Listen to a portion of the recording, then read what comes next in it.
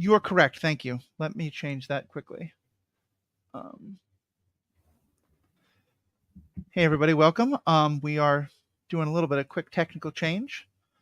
If you're here for the live, thank you so much. Welcome. Where's the description? How do I edit the description? Can I do that now? Nope, that's not how I do it.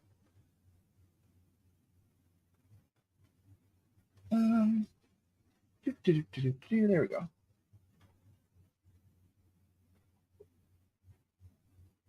Cool. Okay, I got it all right. All right, let me do one other thing.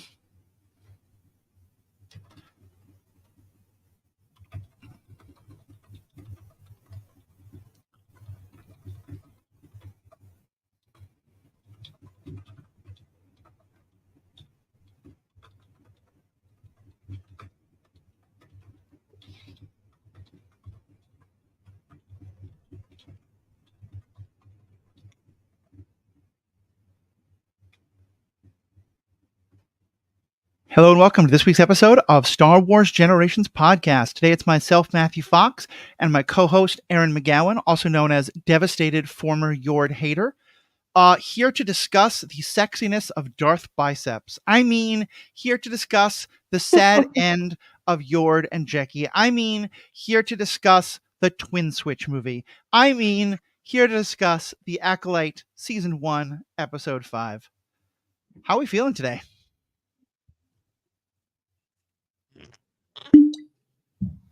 That's how I'm feeling. It's what wine. Nice. It's wine drinking today. No, I'm feeling upset. I wasn't expecting this, to be completely honest with you. Yeah. I was not. Like, it was all fine and good. You know, I knew somebody had to die. They brought all those red shirt Jedi. Perfect. Mm-hmm. And then I kind of thought Jecki was going to die when she took him on, like, one-on-one. But then she died later, which had me all sorts of sad. And then I was like, okay, we lost one named character. Like, everyone else should be safe for the episode. Wrong. Mm-hmm. Like, I think so much of my hate for Yord has been turned to empathy and love just because of how hard the Sith turned his neck. Yeah. Like, that was just fucking brutal. That has to be one of the most hardcore deaths we've seen, certainly outside of an Andor Mandalorian type property. And to me, pretty solidly put this in that world, because, like, not only did we get what I think is some of the best lightsaber combat we've had, and we'll talk about that. We're also going to talk a lot about the characters and the plot, of course. But the moments when it just became a straight up fist fight, and not like crazy martial arts, just like two angry people punching each other. And, you know, Jecki being able to knock his helmet off, the Cortosis helmet, which we were going to talk about because Thrawn Girlie's got such a positive thing with that. And I'm so happy about that. Yeah. But, like, yeah. And then to just, I don't think we saw a Jedi be killed by the throwing of a knife. But I don't think we've ever really seen a Jedi die from anything except another lightsaber until this. You know, where it was a knife and then just the straight up hand-to-hand combat. Oh, it was so, yeah. And it was something visceral. Yeah. It was a new level of emotion and combat within Star Wars, in my opinion. And so how do we feel about Jason from The Good Place being Darth Bicep? I think he fucking killed it. I could not be happier. I love Manny Jacinto. He just fucking killed this role.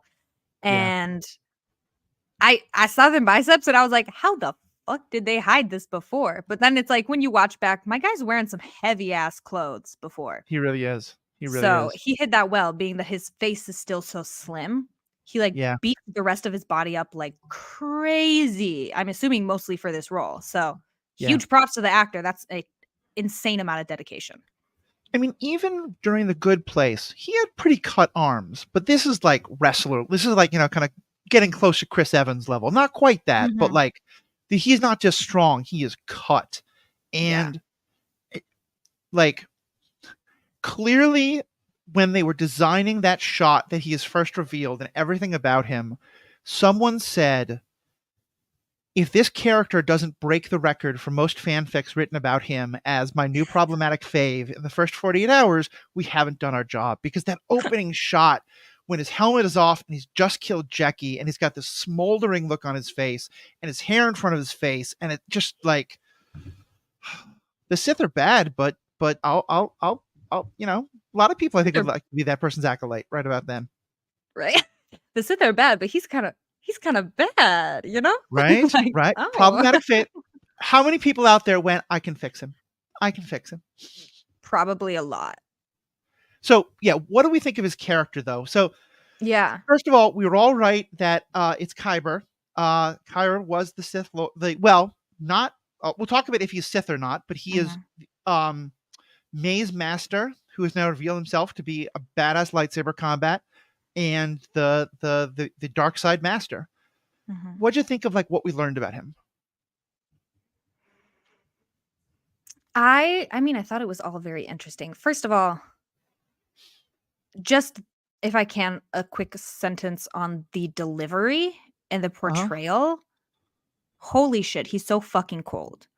Like, Jackie dies. Soul says, I don't fucking remember what he said. Oh, he said like, Jackie, no, or something like that. And he goes, oh, was that its name? Yeah. Just so quiet, so monotone. This is one of my favorite parts of the episode. Soul said she was a child. He looked him in the eyes and said, you brought her here. Oh my God. That not only did that hit hard for He's that right. moment, but like, yeah. And like in my head, what I immediately thought of is every Jedi who gets their I immediately thought of every Jedi whose Padawan gets killed in the Clone Wars. You know, you brought them.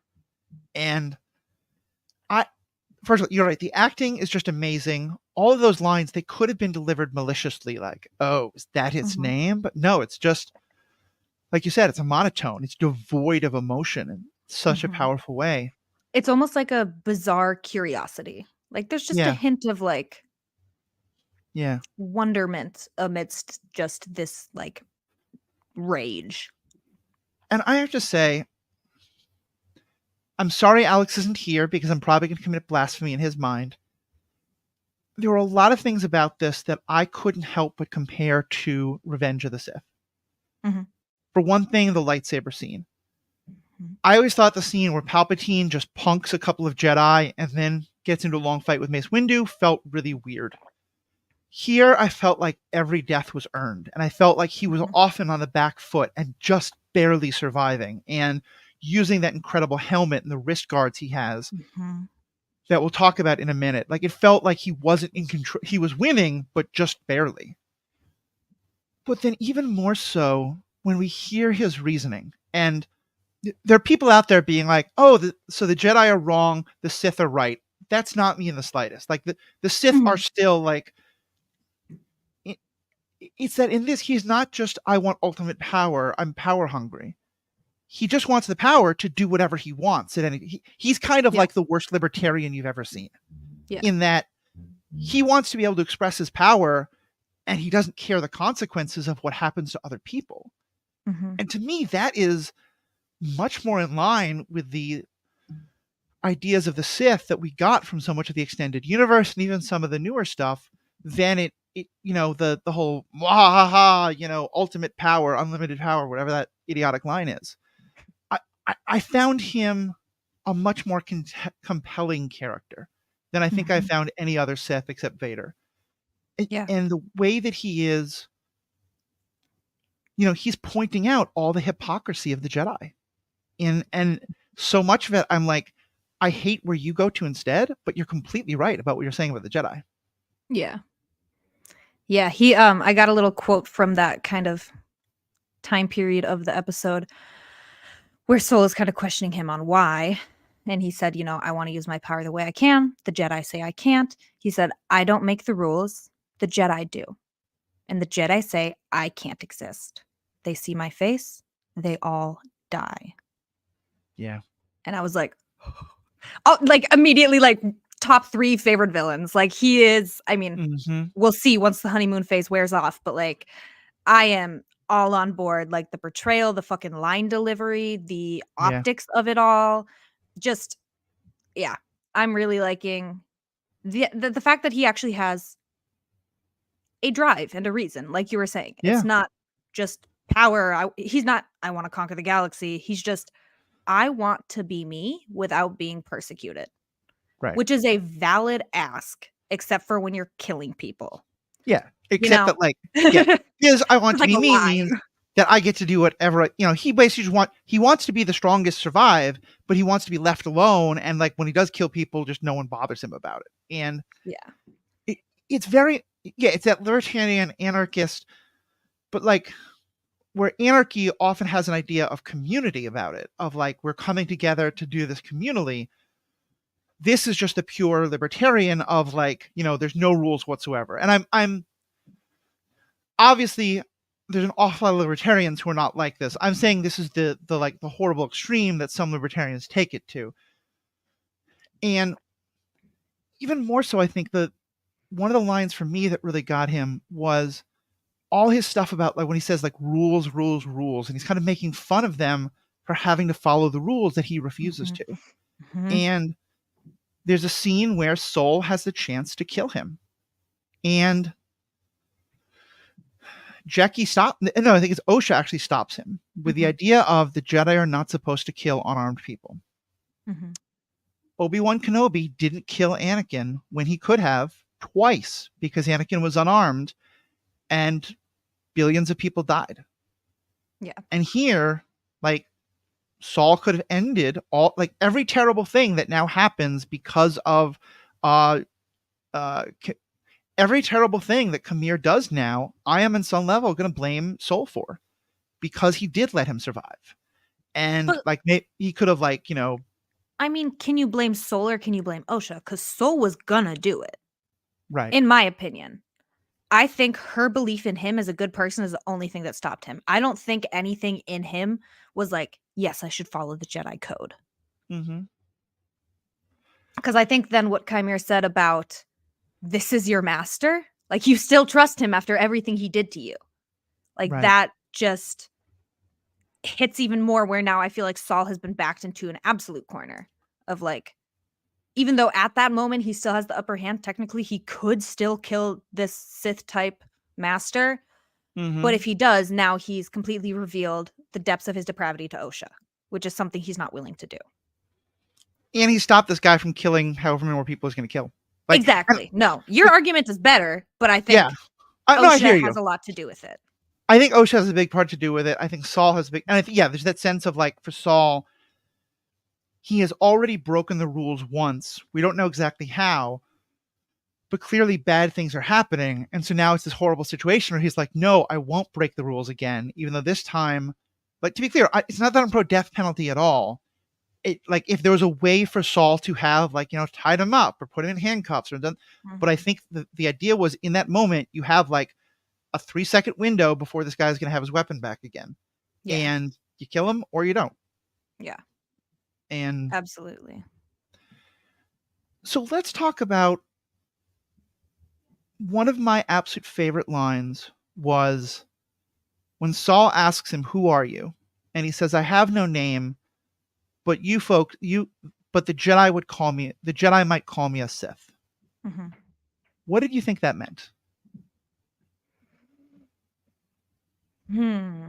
I mean, for a second, part of me was like, no, don't be a Sith. But then I thought about the line further and I was like, because I mean, they could slice it a couple ways. It could be like, oh, a Jedi like you might call me a Sith. And therefore now the Jedi call him a Sith. Right. And maybe that's then what he is, which is what I kind of didn't want out of this show. So Mhm. I'm hoping, and it seems like they're setting it up for like, you don't understand that there can be different factions, and you don't Yeah. understand that things are not black and white, and the Sith are not your only ops. Like they're not your only opposition. Um, so yeah, I think it's like it's literally a way of him dumbing it down.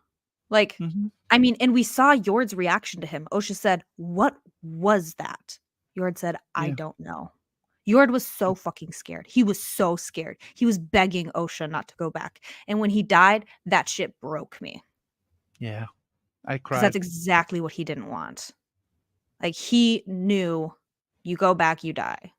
Like, he felt that dark presence in his mind, and just like, I went from like, I mean, Yord sucks, he's a goody two shoes, to me being like, our sweet baby boy. I think I will say, and I want to get back to the Sith question, but I will say I don't think Yord dying was the thing Yord was most afraid of. I think Osha dying was what he was most. I think in his mind he'd be like that last second of, as long as Osha is running away, if I'm buying her 2 more seconds of getting Mhm, away time by dying here, I'm okay with that. Like, I think mhm. he was scared of dying, but I think he was much more scared of not being able to protect Osha. I could see that. I could see that for sure. I feel like And I think we could have a large discussion about that, about, is that because he cares about Osha, or is that because he's self-identified? He's kind of the sort of the martyr type. His Mhm. entire self-worth is, I am here to sacrifice myself for others, to do what I can for others, but they have to do it exactly my way, and all that. Um, Yes? oh, I was pausing to let you respond. Oh, yeah, no, I think that's very true. I don't know, I think Yord is a much more complicated character than I've given him credit for, Yeah. and that really has come out in this last episode, so I'm excited. I already watched it twice like I typically do, but I'm excited to come back in a couple months, watch it again, and see if I can identify more with his motivations. Because I think, yes, he was very scared of Osha dying, but I think part of him was very scared that no one would survive and nobody could tell anybody what happened. Mm-hmm. I think he might be the type to do that type of forward thinking of like, this power is so dark and we can't understand it and we can't fight it, and something needs to happen about it. Yeah, That's that's kind of fair. something that I read from it, of on top of, you're right, he was very desperate to get Osha to the SIP, civilian to safety. He was very on top of that because I think, like you said, a lot of him sees himself as a martyr. Also, so much of him sees himself as the dutiful, upright Jedi. Yeah. And he was given an order by Master Saul, civilian to the ship. And yeah. Right.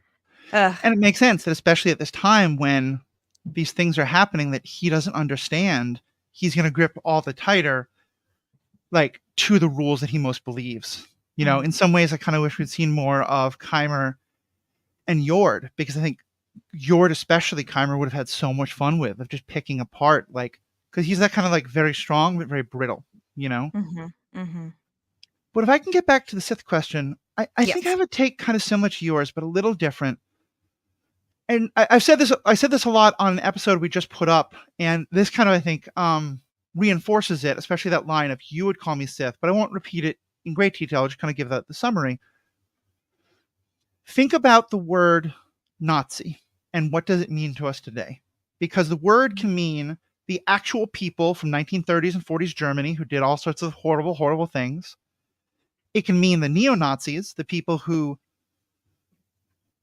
it can mean neo-Nazis, the people who, like, still believe in, Mustache Man and his ideology and all the hateful, anti-Semitic, racist, militaristic, like all that awful junk today, white supremacy and all that.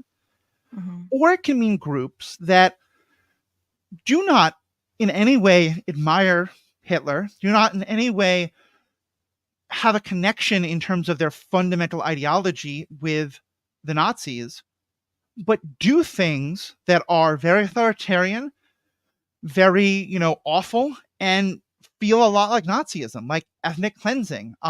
We talked about, them being Nazis a lot when we talked about was all the ethnic cleansing that was happening in Bosnia and Croatia and all those places. Today, we often talk about, different political leaders who are, supporting concentration camps for immigrants or stuff like that. Might call them Nazis. My point just being that we're only 80 years away from the Nazis themselves, and we still have neo-Nazis, and the term has come to mean a much wider thing than Mhm. just these specific people. This show is happening 700 years after anyone's ever seen a Sith. Mhm. And so I could easily see it that, like, the term Sith has just kind of shifted in the lexicon over, history becomes legend, legend becomes myth, to mean people who use the dark side and have red lightsabers and are really powerful about it. And that's kind of what I sort of think and this is, I think, really tying into what you were saying about how he's kind of making fun of them and dumbing it down for them. He's kind of saying, like, you idiots think that anybody who has a red lightsaber is a Sith. So go ahead, call me a Sith, whatever. Exactly. It's like, you can't comprehend the gravity of what I'm trying to do. Like, right. Can we talk about Jackie a little bit? Yeah, that one was rough. Jesus. Just, I can't. Cause, I mean, first of all, she was scrapping with May. That was hand to hand, just motherfuckers punching each other. I was all about that. I was like, let's go, get some. So I have a MMA quick up in question here, and this is more about May, but we'll get back to Jackie in a second. At the end of the last episode, May had said that her goal was to find the Wookiee Jedi and surrender herself. Yeah. Now a Jedi is trying to arrest her. Why doesn't she just surrender herself the way she? What changed for her? What changed is that the master is there. Hmm. Because when she said she was going to turn herself in, she said that to Kymer, her clumsy friend. Right. She didn't know. And then when she gets there, Kalnaka's dead. She realizes exactly what Kymer said to her. The last thing he said, he'll kill you. So it doesn't matter if the Jedi get her. The Jedi are out there getting slaughtered. If they arrest her, she's dead too. I think that's kind of what we saw presented to us over and over again in this episode, is just how cowardly she is. Like, May will run from any fight. Like, she doesn't give a shit. She doesn't care that people have just saved her life. She's not going to hop in and help out. She's still running. Yeah, I think that makes sense, especially because I went back and watched episode 4 as well, and you're right. I think it's her idea there is, I'm going to go to the Jedi. The Jedi are going to take me back to Coruscant or wherever. Like, I'm going to be surrounded by Jedi, and then I'll be safe when the Master comes after me. But here she's like, the number of Jedi who can protect me right here, right now, is dwindling very quickly. If I just say, hey, Jackie, you're my buddy now, I surrender to you, he'll just kill Jackie and then kill me. I just got to book it out of here. I think that makes a lot of sense. But yeah, back to Jackie herself. I really hope we see that actress in more things, because I thought her acting was amazing. I thought her physicality, there may have been stunt doubles, but a lot of that combat, I think, was done by herself and was just so,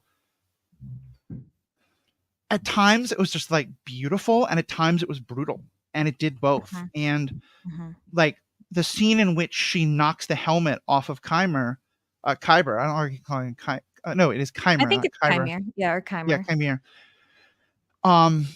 Like, she was in that full on, like, Luke Skywalker after Darth talks about his sister, like, just like, and she came close to getting him until he pulled the second lightsaber, and she kind of walked right into it, and it was horrible and terrible, but it was also a great death for her, and like, I kind of hate that we keep getting really good characters introduced and then killed in the same show, but I kind of think, like, the brutality of both of them dying, and then the second time I watched, I could clearly see that it was a stun gun that hit Yord, but the first time I couldn't tell that, and it was literally that he says, "I'll explain it," and then he gets shot, and I was just like, no. I know.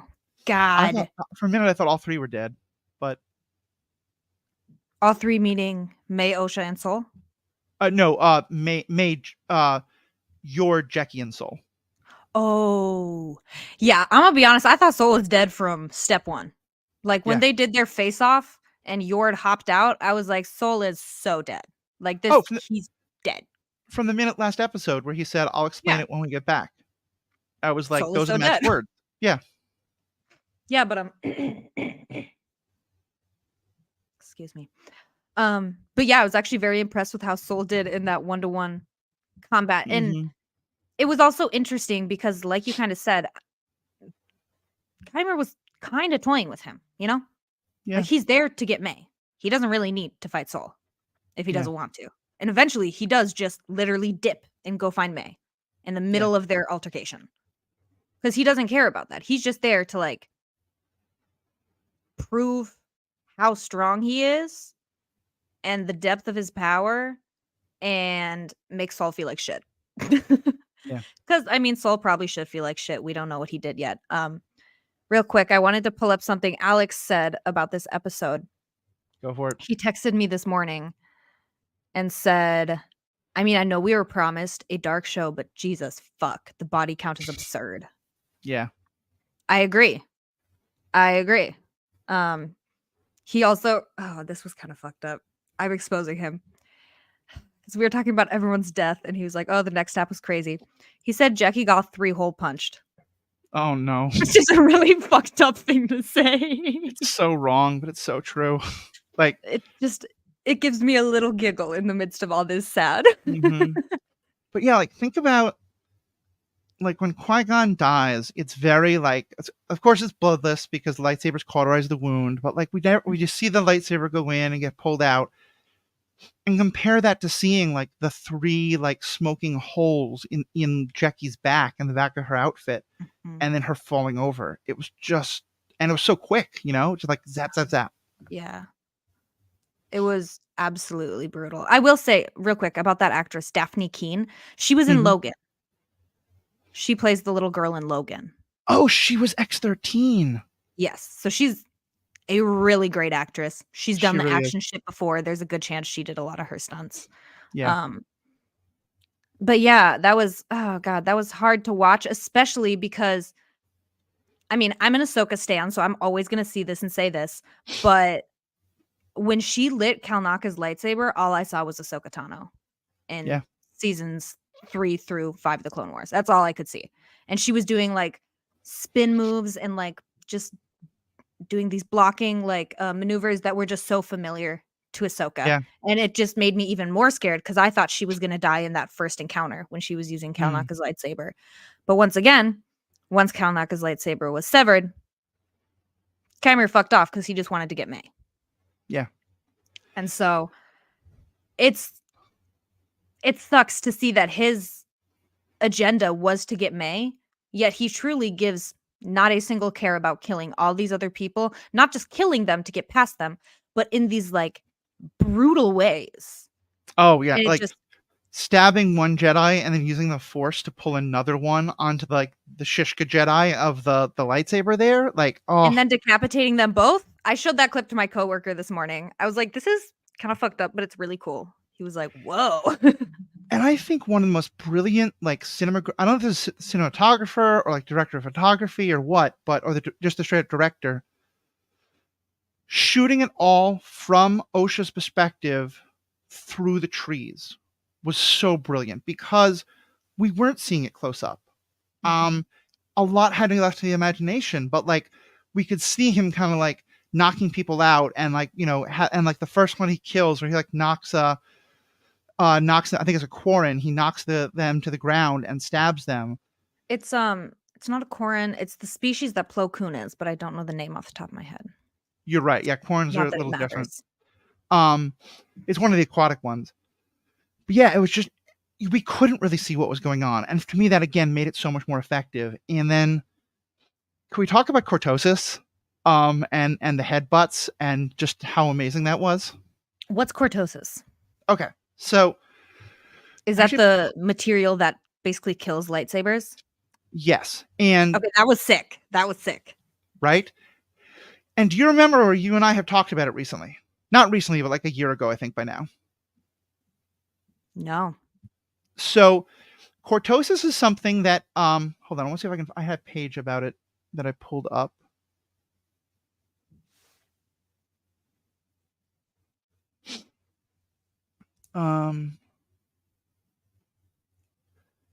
Sorry, folks who are listening along.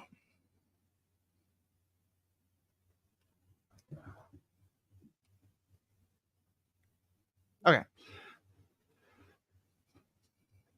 Let me get back to you now. I have too many damn windows open. Okay, I'll cut all that.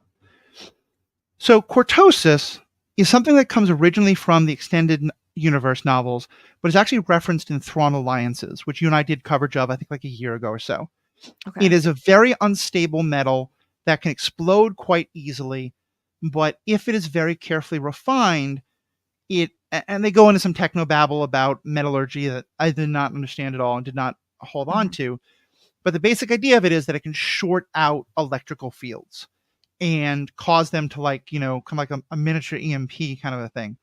Um, and so when it comes into, like, a power source comes into contact with it, the power source is shorted out. And Yeah. one of the things it can short out is lightsabers. And Mhm. in Thrawn alliances, basically um, Anakin and Thrawn meet up because they're going to a planet where the Separatists are trying to refine cortosis, and it's this terrible weapon that could be used against the Jedi because it can create basically anti-lightsaber shields. Yeah. And so, and like, granted, they did not say the word cortosis, so maybe it's something else, but Mhm. we know that the writer of the Acolyte is a huge EU Legends fan, and she wants to Yep. bring more of that into the Disney canon. And though again, this stuff is already in the Disney canon, not just in Thrawn. I think one of the early books also from the Disney canon it's mentioned in. But yeah, it's basically like the material that I think his helmet and his wrist bracers are made of, that he can basically just like headbutt a lightsaber, and the lightsaber will short out for like 5 seconds. And yeah, you see him like block things with his head, like literally headbutt the lightsaber a couple times, and block stuff. And it's just Mhm. so well done. Ask a Can question. you hear, Jimmy Buffett in the background? Because my parents are cranking it up there. I love me some Jimmy Buffett. If it was playing and I could hear it, I would be like having to fight singing it along. So I promise you I Okay, can't hear it. awesome. Um, yeah, that's super cool. I thank you for the fill in on the lore. And you do it for me all the time. So I'm glad I could have it just once from this side. Look at that. I love it. The turntables. There you go. Um, but yeah, no, it's super interesting. I picked up on that right away because we watched it through and I could see, at first you assume, oh, he broke the lightsaber, he cut it or something. But then they flicked back on and I was like, what the hell? Right. um, and then the episode ended. I was watching it with my parents. My dad was like, how do so many lightsabers get cut in half and no one's hands get cut? And I was like, no, like, he's not cutting them. And then I was, Hmm. like, thinking back, and I was like, "No, it has to be it's his helmet. It has to be." And, like, these gauntlets he's wearing, something like that. So that's so interesting. I love the way that just extended universe is getting brought in so subtly Hmm. into our, cinematic universe. So, yeah, that's a really cool addition, and it made him so much scarier and Yeah. so much more formidable against the Jedi because first of all, they're not used to actually having to fight people with lightsabers in combat. Right. Jedi don't fight other Jedi. They're not used to fighting for their life, lightsaber to lightsaber. Second of all, if nobody else has lightsabers, how would anyone know how to turn them off? Yeah. So, like, that's just like a double whammy of like, you didn't even know that dark side users were a thing.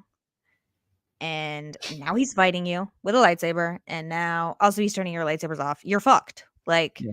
and I think that's how most of the Jedi who died within the first 10 minutes of the episode felt Yeah. No, I think it's because fair. they And were. you could tell that he was being incredibly strategic about it. He would, Mhm. like, when there were two people attacking him, he would short out the lightsaber on one side and then try to deliver a kill blow to the other one while he could just isolate them in a one-on-one combat. Like, Yeah. again, it just, compared to the like bouncing flying Palpatine who just stabs 3 Jedi in 10 seconds, this felt like such a more, it felt much more believable in terms of like, Yeah. this is what a truly dominant combat master, but still, like, he's fighting 6 Jedi. Of course, he's going to be on the Mhm. back foot. He's going to just scrape by the skin of his teeth, but he's going to do it. Yeah. Yeah. Um, shall we talk a bit about Osha and May? Yeah, let's talk about the twins. So I'm back on fuck May, first of all. Like, Hmm. what the hell, man? It was interesting. The reunion between the two of them did not play out the way I thought it would. It was Mm, it felt uncomfortable. I yeah, don't know if you had that. Alex texted said he thought it was just bad acting, which could go into it. I think it's probably really hard to do an emotional scene with a green screen version of yourself. You yeah, have to be doing all of this to a body double. uh huh, Um, and then you're not really performing the scene back and forth as it should be. You're performing one half and then the other half. Yeah. I know Amanda Stenberg is an incredible actress or actor. I don't have any doubts that she could kill something like that, but I wonder if that went into how awkward it felt. But also, Mm. these are two twins who haven't seen each other in 16 fucking years. Yep. May absolutely loves Osha. Osha believes that May is a murderer and killed her entire family. It's going to be fucking awkward. Yeah. So, Yeah, to me it didn't come across as bad acting. I did agree that like it didn't really have like I didn't feel like that they had a chemistry because it wasn't, like you mhm, said, it wasn't two actors playing off of each other. And I think for any actor that would be very hard, but I think mhm, she did one of the best jobs you could with it. totally. I mean, of the other But things I've seen, but yeah, but also I think that other people have done this much worse. But also just the sense of first how unbalanced both of them are. mhm, May has just like learned that this bumbling fool who she thought was her friend is her master, that her plan to to escape her master has completely gone up in smoke, and she's either going to be dead or she's going to be back to being like his acolyte and not being treated very well. Um, and her sister's alive, and yeah, she has that moment of, oh my god, my sister's alive. Oh, my sister doesn't realize that she's brainwashed. At least this is from May's perspective. yeah. And yeah, so I think to me it didn't feel awkward. I can see how it would come off that way, but to me it just felt like two characters who were both like really lost in the sauce and like not sure what was happening. That Um makes a lot of and sense. to me I think like next episode, maybe the one after it, but I think pretty clearly next episode we got this flashback from Osha's perspective. I think we're going to get this kind of Rashomon thing of the same flashback, but now from May's perspective. And we're going to see like what May saw happen the night the Jedi came to their home and took Osha away. Mhm. Because even when she is like, she's broken with the Master, she's trying to get away from the Master. So there isn't a sense of she has to spout the party line. She is still very anti the Jedi. She says the Jedi deserved everything. Like it feels to me like she is still like happy on the dark side of things. Yeah. What is driving her is her anger and her vengeance against the Jedi. She just doesn't think her master is like helping her in that anymore. Yeah, exactly. She just doesn't see that as the correct way to get through it. Mm-hmm. Yeah, I don't know. It's just for me, it's like yeah, like you said, everyone is really imbalanced. But also like May, my girl, you told her she was brainwashed and then you didn't do any other explanations or arguments. You were just Mm-hmm. like, "Oh, screw you. You're going to Yeah. try to arrest me because like I just said to you, you've been brainwashed. Therefore, I'm going to knock you out and leave you to probably die at the hands of my master who wants to kill me." Like it I just mean, seemed like a very cold turn. I'm going to defend her for a bit because she then Okay. does do the twin switch. Where she like cuts her hair and switches clothing with her, which it's a little bit of a trope, but I thought we'd get it at some point this season. And I think it was fine where it came. And I need to rewatch it to really understand what she was doing there, but it definitely seemed like she was trying to some extent, like take attention away from Osha by being Osha, but also she was learning a lot. I didn't see it that way at all. Mm. What did you see? I hear you. Um, but yeah, to me, I saw it as her OSHA thoughts didn't pan out the way she wanted it to. OSHA did not drop everything to go back to being their happy little family. So she's back on this mission of kill those 4 Jedi, and there's 1 Jedi left. And the Mm. best way to get close to him is to be OSHA. That's fair. And the best way to survive your master is to get on Soul's ship because you don't know if there's any other ships on this planet other than the one you came on with your master. Yeah, I see that's it very very fair. much, That's very fair. yeah, I see it as like a survival tactic. I Yeah. this thing that OSHA said to her, even though OSHA doesn't have all the information, she said everything you've ever done was for yourself. And I Yeah. think a good portion of that is true for May. Obviously not everything that OSHA thinks it is, but I mean, we may get this really weird situation where Soul confesses to May.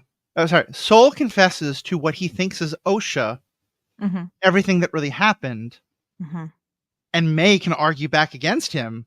And mhm. meanwhile, the real Osha still doesn't hear any of it. Okay, Like, but here's the thing. Let's talk about OSHA's future. Chimera found her. He still needs an acolyte. He knows she's a twin of Yeah. his other acolyte. He does some weird ass monologue about destiny and suffering or something like that. It wasn't weird. It was kind of cool, but I just don't remember anything Mhm. from it. And now the way I see it, he's going to tell Osha May's side of the story and use it to pull her to the dark side. Yeah. I can I see that happening genuinely. I think it's very possible because we haven't heard, we got a listener comment that I'll respond to in a second. We haven't heard, like, we know the show is called The Acolyte, and we've all been feeling like May was that, and it sounded like May was an acolyte, but he says, like, halfway through this episode, like, that's what he's looking for, and doesn't he doesn't know if May is going to be that or not. Mhm. And yeah, I think the idea that Osha could be the one who, when she realizes all the ways that the Jedi have lied to her, presumably that's what's happening, that she's the one who turns like that. Yeah. I mean, I So, hope not because I just love Osha, but mhm. We got a comment from Emil who writes, "There's confusion in Saul in this chapter. He is seen more devoted to the dark. He is seen more devote. Let me start that again. There's confusion in Saul. In this chapter, he is seen more devoted to the dark force with so much anger, wanting more to kill than to defend life." yeah. I think there's some truth to that. I think there's some truth to that, and I think the Sith are wrong. I think the Jedi are also wrong in a lot of ways, but I think the Sith are a lot more wrong. But I think there are times when dipping your toe into the dark side is not the worst thing in the world. I think there are Yeah. times when Kanan's attachment to Hera and to Ezra and to his family, and Ezra even more so, drives him to act out of anger and touch the dark side, and it works. I think Luke Mhm. flirts with the dark side when he goes into angry mode and about wanting to protect his sister and wanting to kill Darth Vader because he doesn't want his sister harmed. And it's good that he pulls back and is able to defeat Darth Vader without killing him, which I think is the difference. That's not what Soul did to Kyber, but Luke pulls back. But Mhm. like, I think there's some dark side to what Luke does there, and it's like I would love to live in a world. It This is a whole other tangent that I've gotten into somewhat on the Superhero Ethics podcast, and I'll keep this very short. But to me, there's a huge difference between the words "I will not kill" and "I will not take an unnecessary life" or "I will not murder," Mhm. because killing is to me saying I'm going to try hard not to save lives, but in the course of fighting people who are trying to take lives, I may wind up taking actions that end their life, and I don't want to do that. But if I'm forced to, I'm willing to do that if it protects lives. And I think that's a Mhm. very dangerous road to go down. But I also think if just slippery slope is what makes you have kind of a Batman idea of I won't kill, or in this case, I won't kill an unarmed person, Mhm. like, you know, like Darth Vader is defeated. There's no chance that Darth Vader is going to continue to be a threat. And so that's why Luke doesn't deliver the killing blow. Yeah. I think Emil, you're very right. I think Saul is, getting into the dark side here, and I think his attachment to Osha is a big part of that. And that's like, I think Yoda's going to hear about this and be like, maybe we shouldn't have let Saul get so attached to begin with. Maybe if we're stricter about, like, I can totally see that happening. But Let's I stop also, giving Saul Padawans. yeah, yeah, maybe so, maybe so. Um, Something on that that, Danielle of Written in the Star Wars pointed out in the episode we did yesterday is that there's such a marked difference between how Soul treats Osha versus how Soul treats Jackie. And Mhm. that may be because just he recognizes Jackie needs a different kind of care. But I think it's possible that he realizes he became too attached to Osha, and so he's trying not to become attached to Jackie in the same way. Mhm. And I think Jackie's really good about the boundaries herself. You know, she's the Yeah, one in the first episode who kept saying, "Do I have permission to speak freely?" Like, yeah, she is definitely in a if the range is Yord and Osha, she's kind of on the Yord side a little bit more of rule following. But I want to say on Soul with the Dark Side, I think for the first half of the episode, he was really in like survival mode. I don't know if there was much rage, but there was a shit ton of fear. A whole lot of fear. Which, say it together, fear leads to anger. Anger leads to hate. Hate leads to the dark suffering. Suffering, dark side. Yeah. And I think that line was crossed when Jackie died. When Jackie was killed. Like, after that is when he gets in a literal, just bloody fist fight with this Sith type person. Like, I think the rage, Jackie, and then seeing what happened to Yord, how quickly it happened, how mercilessly it was delivered, I think just really built that anger and rage in him. That, yeah, I think you're right, Emil, that he really was dipped into the dark side in that moment. You know, Jedi don't attack people who are unarmed. Jedi also don't attack people without arms. Jedi don't fight people. They don't fist fight people, you know? That's just not a thing they do.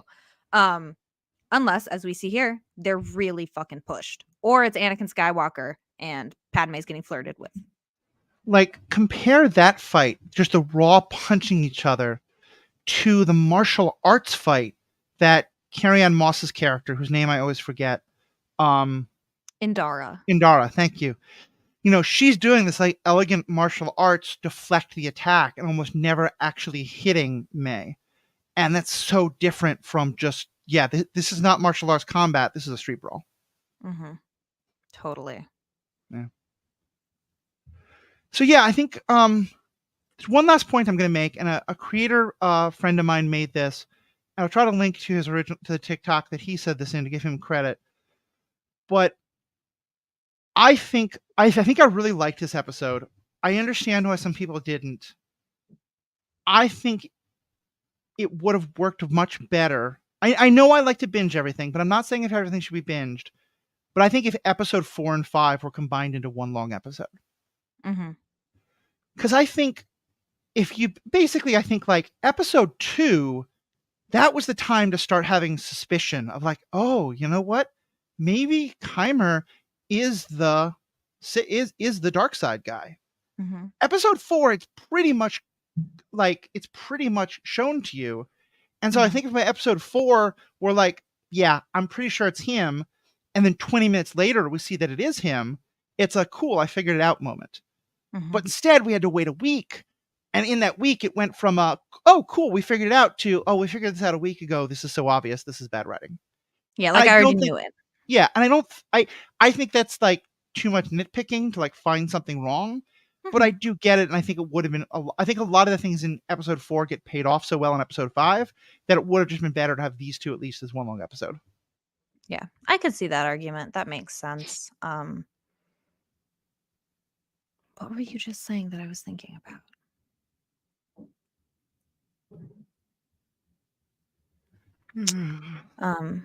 I was gonna say, yeah. So you said episode 2 is when we're supposed to start getting suspicious of Keimer. I agree, because when I was rewatching the episodes after I watched episode 4, before I watched episode 5, because my parents started watching it with me,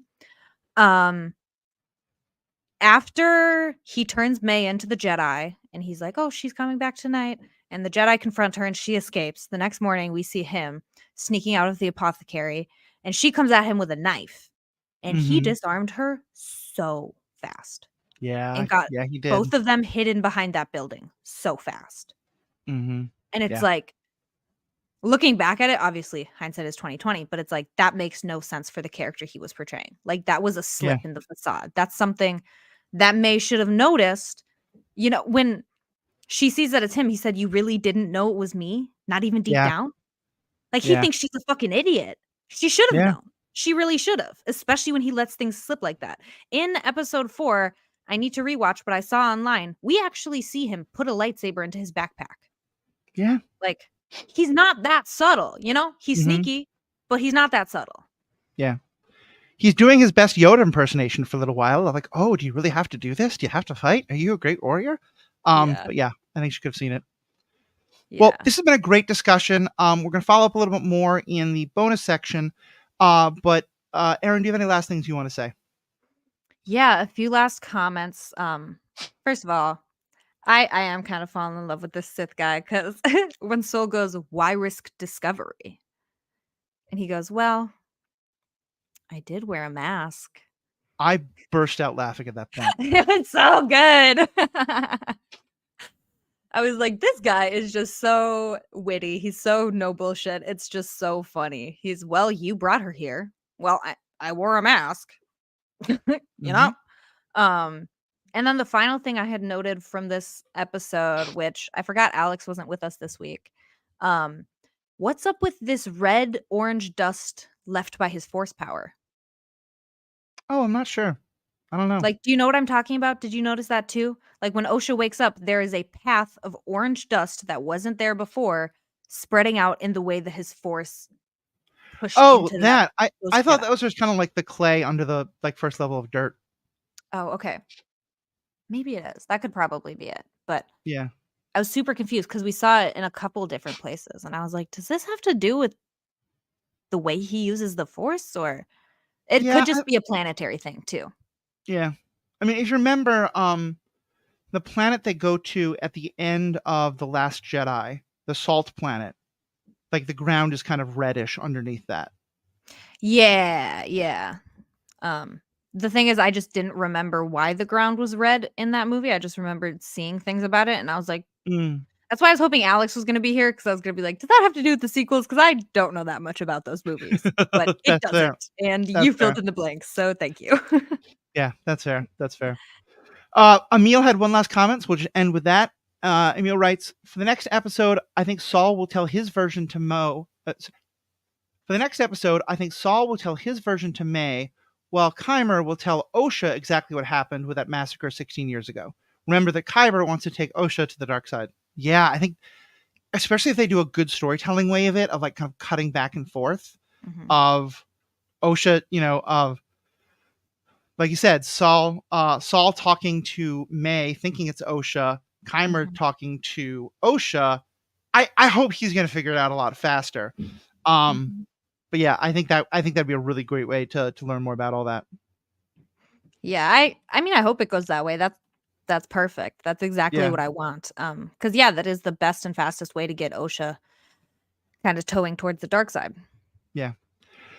So we'll see. Anyway, thank you all so much. Members, stick around. We'll have some more bonus content for you. If you want to become a member, it's very easy to do, only $5 a month. All the information in the show notes, or $55 a year. You get bonus content, you get ad-free content, you get bonus episodes. We've been doing a book club recently, but we're going to do some other stuff as well. The book club episode should be coming out next week. And also, most importantly, you get to help support the podcast. We're trying to currently update our sound equipment so we can make even better content for you all. I know we've had some rocky episodes, which I'm very sorry for. But my hope is that all that's going to get taken care of, and we're going to be able to take care of you guys. So thank you all so much. Emil said thanks. Thank you so much. Please always feel free to hop on YouTube when we're recording. You can go to the Ethical Panda podcasts on YouTube and subscribe, and then that'll tell you. We pretty much always do this Thursday at 5:30 p.m. I'm sorry, Wednesday 5:30 p.m. for Star Wars, and then Thursday at noon p.m. Both the times Central Time for superhero ethics. It moves around a little bit. I'm going to try to get that schedule out to people more often. And of course, give us feedback. It's been great to have the feedback live in the chat. Send us emails, send us Facebook messages, send it Discord, send us carrier pigeons, whatever you want to do. Get us a message. We'll read it on the air and talk about it. So on behalf of myself and Erin, thank you all so much. We have spoken. Stay classy, Kofar. You Don't Kofar. choose don't choose them again. Please choose me. I like it. I like it. Yeah. All right. Bonus content. I didn't read the story. Did you read the super long one? Oh, hell no. Okay. I just kept moving past that. I think we should do that one next, if you don't mind. So I have Okay. some ideas for bonus content here, if that's cool with you. Yes. Okay. Yes. All right. Welcome back to our members. Today we're going to talk a little bit more about something directly related to this episode, which is the Sith.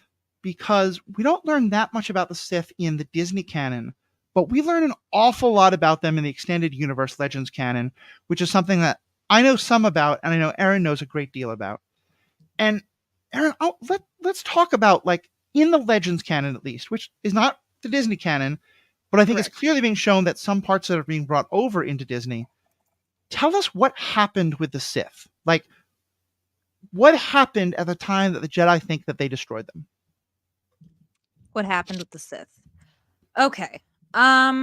See, this is where it gets messy because in the Legends, the Jedi believe that they destroyed the Sith and they haven't seen the Sith for 1,000 years, and that happens 3,000 years BBY. That's when Darth Revan's story is. Like, they don't know the Sith exist at that point because after the Great Hyperspace War, the Sith realized they were facing extermination and they kind of just hightailed it to a part of the unknown regions where they grew an entire empire, had planets, had star systems under their control and everything, but it was in this unknown regions, and the Galactic Republic and the Jedi had absolutely no clue. So like way back then, what they think is that in the hyperspace war, you know, they killed the Emperor at the time, the Sith are gone. At that time, though, Sith was also a species. They also thought that they had killed the entire species, which is Right. fucked up. Yeah, that's genocide. Straight up. Yeah. Mhm. In more recent years, it's hard because now with the High Republic stuff coming out, I don't know what the Jedi think happened. I'm assuming they just think, oh, we defeated the Sith. Because if we're talking about the Oh, see, millennium, I'm thinking of Darth Bane and what happened that's during what I his was going to time. say. Yeah, go. Okay, sorry, keep going. No, I was just going to say, I think what it actually goes back to is Bane. That being said, I haven't read those books. Oh, okay, so here I'll happily take over the story. Yeah.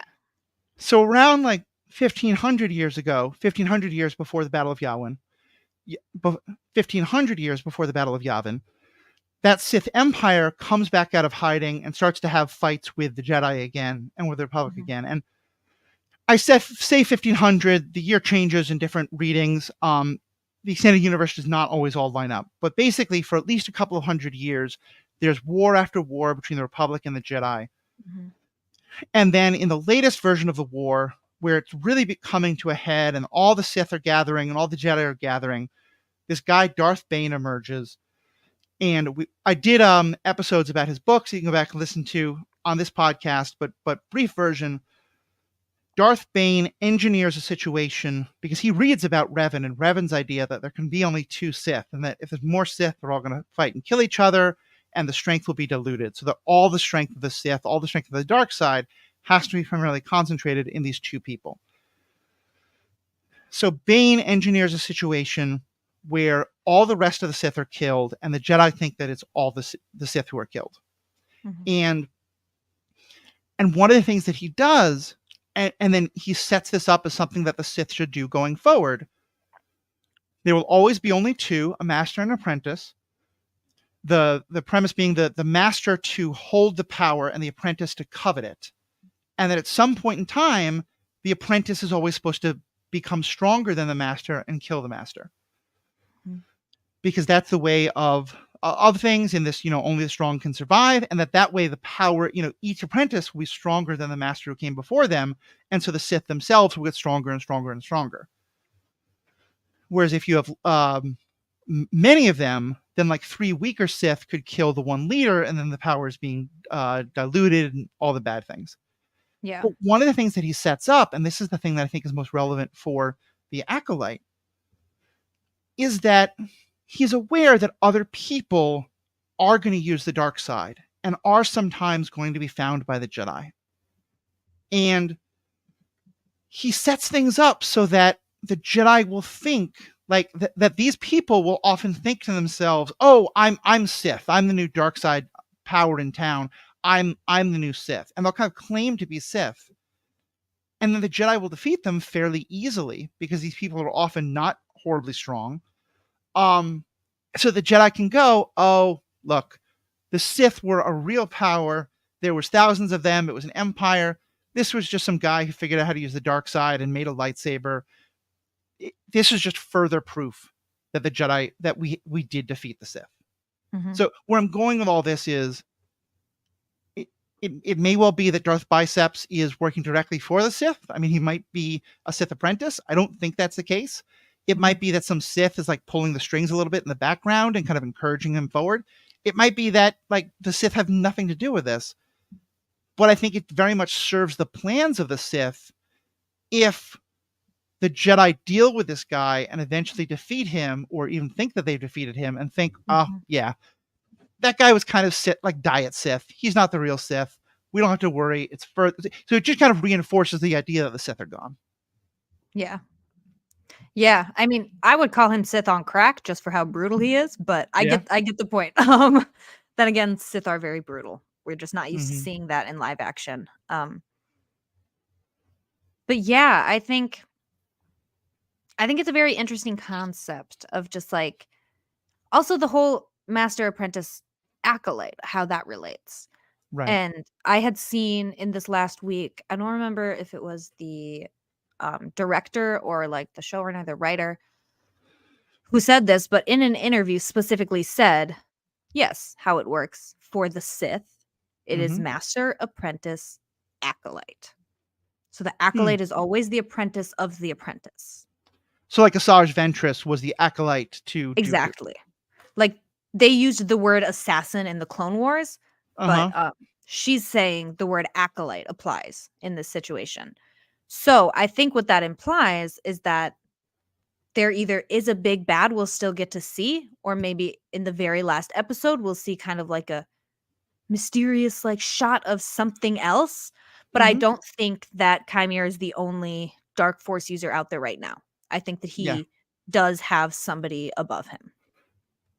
Yeah. I think you're right. It's possible he already is part of the actual Sith. You know, and that again, kind of like Mhm. the small, Or again, biggest sorry. Sith, smallest Sith. I think what I'd prefer though is something where because he seems so focused on his own freedom. I don't think he'd Mhm. want to be that right now.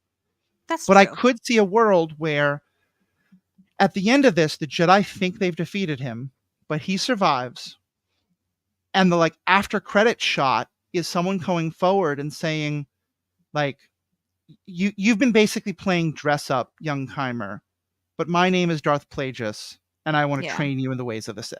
Will you be my apprentice? Like something like that, where like Mhm. this is all because in some ways then also there's this idea of like Chimer wants an acolyte, but he may also be kind of in training or already is the acolyte to someone else, you know? Mhm. Like so and again, here's where I want to just binge it. I don't want to get too far into these theories because then it's entirely Yeah. possible that like I'm gonna be disappointed. But I just love that it's so wide open right now. Because you're right. He could literally be a Sith apprentice who has a master. Yeah. It feels to me like they're going in a different direction, but I think anything's possible. Yeah, I guess maybe she didn't specify that it was for Sith, or maybe she did, and that's Mhm. the difference here is that he doesn't have a master because he's not Sith, and he just Yeah. has an acolyte. So her comments in the interview could mean a couple different things. I could be remembering it slightly wrong, but I agree. Mhm. I think that they're positioning it for him to not be like a direct Sith, and I hope that they continue on that path. I'd prefer that for this show. Yeah. Yeah. I just think the wording of "you would call me a Sith" is just so interesting. So, and we'll It's so see. good. All right. Well, Erin, thank you as always. To our members, thank you so much. You're what keeps the lights on. We have spoken. They see my face, they all die. They see my face. They're hating, Oh. trying to catch me rolling Sithy. Catch me rolling Sithy. Kind of catch me rolling Sith. Okay, goodbye.